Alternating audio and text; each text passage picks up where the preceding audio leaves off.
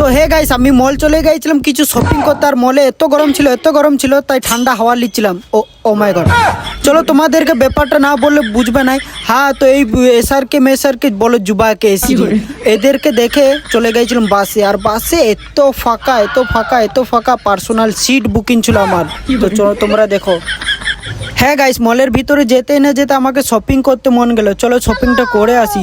হ্যাঁ, এন্ট্রিটা একটু ভিআইপি মতন দেওয়া যাক এই গানটাই।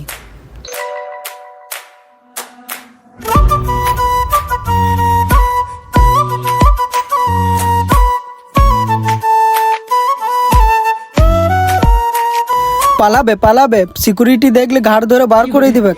হ্যাঁ তো গাইস, এনে খোঁজাখুঁজি করবার পর এইটা আমার পছন্দ হলো। তো কেমন লাগছে দেখো। তোমরা তো জানোই আমি ভিতর দিকে ছিঁড়া ফাটা গরিব হলেও বাইরে একটু স্টাইলিশ আছি, রাশিয়ান বয়। এই মলটা এত গরম আমার শ্বশুরকে দিয়ে এই এসিটা লাগা করালাম। আর এত হাওয়া।